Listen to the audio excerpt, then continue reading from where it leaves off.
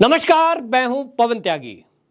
3 कृषि बिल जिस समय आए थे और उनको वापसी के लिए दिल्ली को बंधक बनाया गया था और किसान आंदोलन खड़ा कर दिया गया था, उस समय केंद्र सरकार की मंशा ये थी कि जो देश के किसान हैं वो अपनी कोई भी फसल चाहे तो सरकार को बेचें, चाहे तो वो निजी कंपनियों को बेच दें। और इसके लिए 3 कृषि बिल लाए गए थे, लेकिन कांग्रेस की टूल किट ने किसान नेताओं के वेश में दिल्ली को बंधक बनाया और 13 महीने तब तक बंधक बनाए रखा जब तक कि केंद्र सरकार ने वो 3 कृषि बिल वापस नहीं ले लिए। मनोहर लाल खट्टर ने पूरे पेज का एक विज्ञापन दिया है और इन आंदोलन करने वाले किसानों के साथ साथ बाकी जो राजनीति इस मुद्दे पर कर रहे हैं उनसे भी एक सवाल पूछा है कि जब हरियाणा की सरकार सबसे ज्यादा सूरजमुखी के दाम दे रही है और प्रति क्विंटल अभी भी जो अन्य राज्यों की तुलना में जो खरीद हरियाणा सरकार कर रही है वो रेट सबसे ज्यादा है, तो फिर क्या कारण है कि हरियाणा में ही ये आंदोलन किया जा रहा है। तो हरियाणा के खट्टर जो हैं मुख्यमंत्री मनोहर लाल खट्टर, वो सवाल पूछ रहे हैं और उन्होंने आंकड़े जारी करते हुए कहा, देखिए कर्नाटक में 4077 रुपए का रेट है जहां कांग्रेस की सरकार है, वहां सूरजमुखी का जो खरीद मूल्य है प्रति क्विंटल वो 4077 है। पंजाब में जहां आम आदमी पार्टी की सरकार है वहां 3800 से वहां भी 4000 का रेट प्रति क्विंटल का है। तमिलनाडु में 3550 प्रति क्विंटल का खरीद मूल्य है। महाराष्ट्र में 3840 रुपए प्रति क्विंटल खरीदा जा रहा है। वहीं गुजरात में 3975 रुपए प्रति क्विंटल सूरजमुखी का बीज खरीदा जा रहा है और हरियाणा में सबसे ज्यादा 5900 रुपए प्रति क्विंटल ये सूरजमुखी खरीदा जा रहा है। फिर भी क्या कारण है कि हरियाणा में ये आंदोलन किया जा रहा है और हरियाणा की सड़कों को जाम किया जा रहा है। किसान नेता ये बोल रहे हैं कि 14 तारीख को हम पूरा हरियाणा जाम करेंगे और अगर सरकार ने हमारी बात नहीं मानी तो अभी सड़क जाम है, फिर रेल पे भी नंबर आएगा। यानी पूरी एक केंद्र सरकार को चुनौती दे दी है कि या तो आप हमारी बात मानिए वरना हम तो सड़क भी घेर के बैठे ही हैं, हम रेल भी बंद कर देंगे। केंद्र सरकार की मंशा बिल्कुल साफ थी, वो चाहती थी कि किसान के पास 2 ऑप्शन हो कि वो चाहे तो सरकार को बेचे, चाहे तो प्राइवेट किसी व्यापारी को बेचे, चाहे तो किसी बड़ी कंपनी को बेचे, उसको फायदा होना चाहिए। बहुत सारी फसल हमारे देश में ऐसी हैं जिस पर सरकार एमएसपी यानी मिनिमम जो प्राइस है वो नहीं देती है, जैसे कि एमएसपी कुछ फसलों पर है, गेहूं हो गया है, धान है और इसी तरह से कुछ दालें हैं।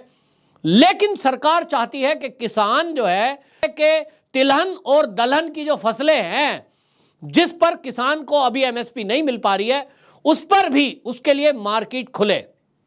लेकिन किसान नेताओं ने जिद पकड़ी, तीनों बिल वापसी हो गए। आज वही किसान सरकार को एक बार फिर से ब्लैकमेल करने में लगे हुए हैं कि हमें तो एमएसपी की गारंटी चाहिए। यानी किसान नेता उनकी मांग है कि सरकार हमें गारंटी दे कि प्राइवेट जो कंपनी वाले लोग हैं, जो व्यापारी वर्ग है, वो भी सरकार के द्वारा तय रेट में ही सामान खरीदे। अब ये कैसे हो सकता है कि किसी फसल का रेट सरकार तय करे? सरकार चाहती है कि किसान इसमें तय करें, एक कमेटी बना दी जाए, लेकिन उस सबको तो होने नहीं दिया। अब हरियाणा में एक बार फिर से ये किसान नेता जो टिकैत गैंग जिसको बोलते हैं वो फिर से एक्टिव हो गया है और हरियाणा के कुरुक्षेत्र में उन्होंने दिल्ली चंडीगढ़ नेशनल हाईवे को जाम करते हुए सड़कों के ऊपर फिर से वही काम कर दिया जो दिल्ली में आज के कुछ समय पहले हो रहा था। टेंट लगा दिए गए हैं, गुरुद्वारों से लंगर आ रहा है, उसी तरह से मंच सज गया है।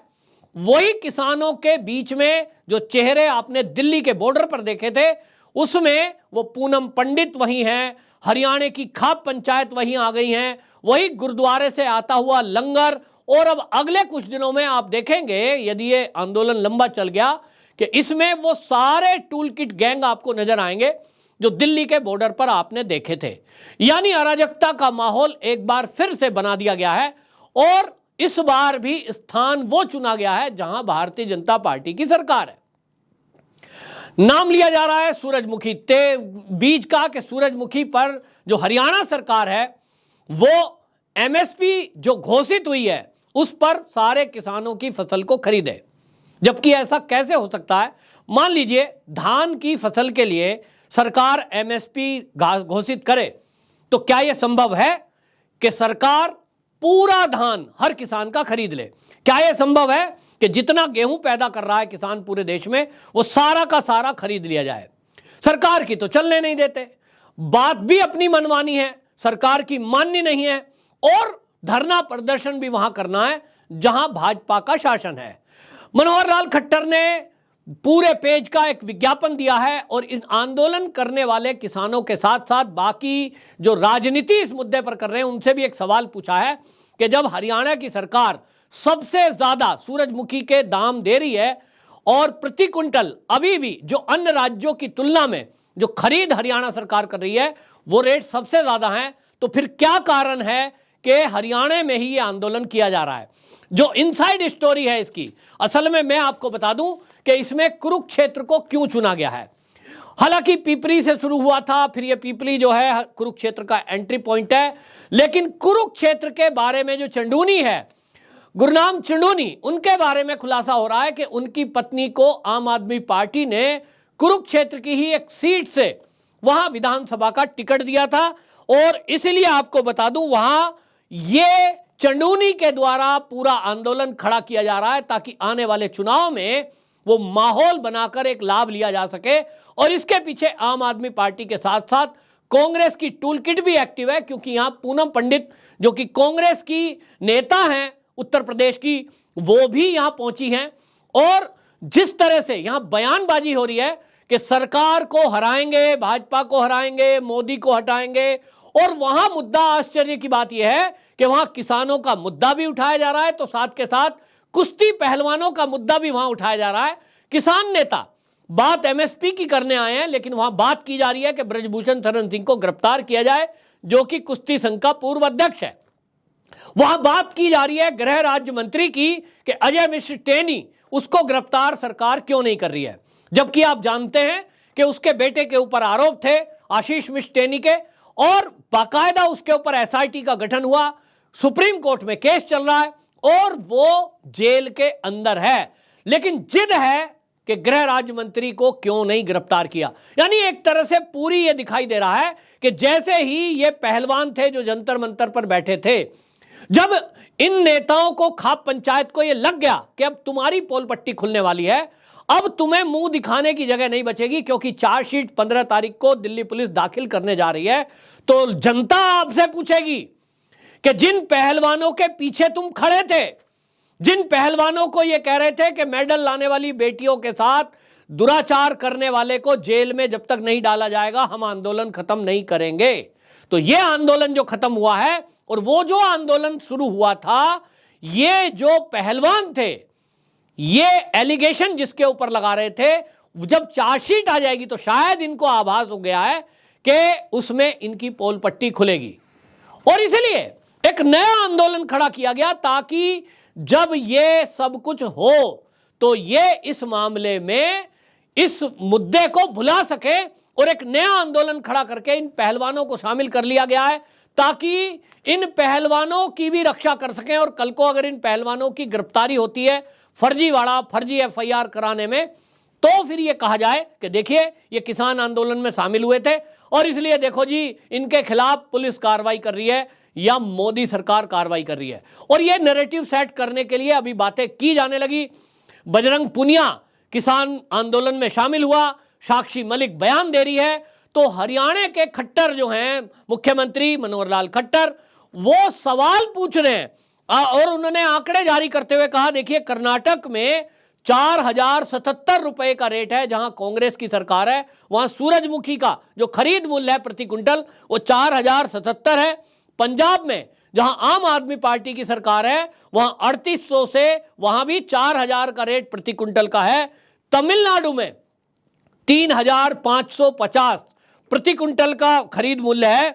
महाराष्ट्र में 3840 रुपए प्रति क्विंटल खरीदा जा रहा है।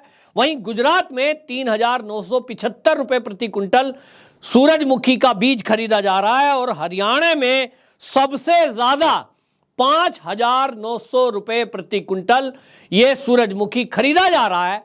फिर भी क्या कारण है कि हरियाणा में ये आंदोलन किया जा रहा है और हरियाणा की सड़कों को जाम किया जा रहा है।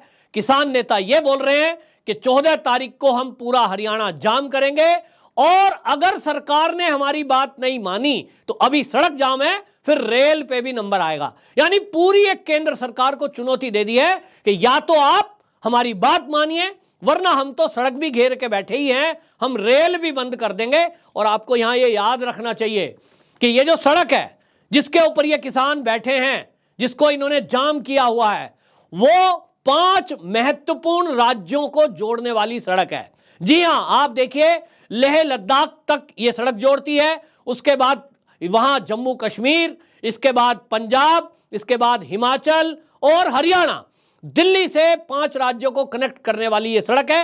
यानी एक सोची समझी रणनीति के तहत ये उस जगह बैठे हैं और एजेंडा बिल्कुल ये साफ दिखाई दे रहा है कि जिस तरह से यहां दिल्ली को बंधक बनाया था, इस बार इन्होंने हरियाणा को टारगेट किया है, क्योंकि आने वाले दिनों में हरियाणा में चुनाव है। और इस पूरे आंदोलन में अगर आप लोगों को फोटो खींचकर उनकी जांच करेंगे तो आप पाएंगे कि इसको जाट आंदोलन का एक स्वरूप देने की कोशिश की जा रही है। एक नैरेटिव सेट किया जा रहा है आम आदमी पार्टी और कांग्रेस के द्वारा मिलकर के कि ये जो जाट कम्युनिटी है ये भाजपा विरोधी है। इसका असर आने वाले मध्य प्रदेश के विधानसभा के चुनाव और राजस्थान के विधानसभा चुनाव पे भी पड़ेगा। ये तैयारी इसीलिए की जा रही है ताकि जाट कम्युनिटी को ये दिखाया जाए कि देखिए मोदी सरकार जाट विरोधी है। और इसीलिए आपको बताऊं, ये जो पहलवान है, इनका आंदोलन जब जंतर मंतर पर चला था, आपको याद होगा, ये सारी खाप पंचायत वहां आई हुई थी और वहां इस आंदोलन को खड़ा कर रही थी। इसके बाद भी खाप पंचायतों की बयानबाजी जारी रही और इन्होंने इसको जाट वर्सेस केंद्र सरकार बनाने की कोशिश की थी। यही आंदोलन आज शुरू हो रहा है। और इसी सब को देखते हुए आपको मैं ये भी बता दूं कि मनोहर लाल खट्टर, इन्होंने इस बात को लेकर के ये तय किया था कि देखिए जो किसान जिन्होंने सूरजमुखी का उत्पादन किया है उनके लिए एक पोर्टल बनाया था और इन्होंने कहा कि जिन्होंने भी ये फसल पैदा की है, उपज की है, वो पोर्टल पर अपना रजिस्ट्रेशन करे और फिर कितने एकड़ में सूरजमुखी का उन्होंने पेड़ लगाया है, हमारा बीज का जो पौधा है वो रोपा है, उसकी जानकारी उस पर दे। बैंक की डिटेल मांगी गई थी। तो आपको बता दूं कि वहां 40,000 एकड़ भूमि का रजिस्ट्रेशन हुआ। यानी हरियाणा के किसानों ने 40,000 एकड़ रजिस्ट्रेशन कराया। उसके बाद लोगों की शिकायत आई कि साहब हम तो रह गए, तो 3 दिन और खोला गया और वो जो 3 दिन अगले पोर्टल पर एंट्री खोली गई उसमें 3 ही दिन में 17,000 एकड़ का रजिस्ट्रेशन हुआ। और इसको लेकर के खट्टर सरकार को ये आश्चर्य हुआ कि अभी हमने 10-12 दिन खोला तो 40,000 एकड़ हुआ और मात्र 3 दिन में 17,000 एकड़ हो गया। इसकी जब जांच हुई, क्रॉस चेक हुआ अधिकारियों के द्वारा, तो ये चौंकाने वाले आंकड़े आए कि 9,000 एकड़ फर्जीवाड़ा है। 9,000 एकड़ लोगों में जो भूमि थी वो किसी ने गेहूं पैदा किए थे तो भी उसमें सूरजमुखी लिख दिया था। जब ये फर्जीवाड़े का पता लगा तो सरकार ने तय किया कि पहले इसकी जांच की जाएगी, उसके बाद जो फसलांतर है, जो पैसे का अंतर है, वो उसमें जो जिसको भावांतर कहा गया है, भावांतर की भरपाई जो योजना है, इसका पैसा बकाया तब दिया जाएगा, पहले इसकी ठीक से जांच हो जाए। यानी एक एजेंडा देखिए आप कि हरियाणा आज की डेट में सबसे ज्यादा रेट दे रहा है, उसके बावजूद भी आंदोलन हरियाणा में है। जबकि आपको बता दूं एमएसपी जो सरकार पहले से देती आई है उसमें सूरजमुखी नहीं है। मोदी सरकार आई है, उसके बाद ये योजना लागू हुई। अब जो किसानों की जिद है कि साहब जो एमएसपी लागू हुई है हमें तो उसी पे देना चाहिए और गारंटी दे कि प्राइवेट आदमी भी उसी रेट पे खरीदे। ये कैसे हो सकता है? लेकिन आंदोलन करने वालों को केवल आंदोलन करना है, नैरेटिव सेट करने वालों को केवल नैरेटिव बनाना है और उनका एक सूत्री कार्यक्रम है कि जहां भी भाजपा की सरकारें हैं उनके विरुद्ध माहौल बनाओ, किसानों को भड़काओ, जनता को भड़काओ, सड़क को रेल को जाम करो ताकि जनता परेशान होगी तो राज्य सरकार को ही गाली देगी। और इसीलिए आप देखिए जो मैंने रेट लिस्ट पढ़ी, जैसे मैंने आपको बताया कर्नाटक में 4,077, ये कर्नाटक नहीं जाएंगे, पंजाब में बराबर में है, 2 किलोमीटर की दूरी पर है, लेकिन वहां नहीं जाएंगे।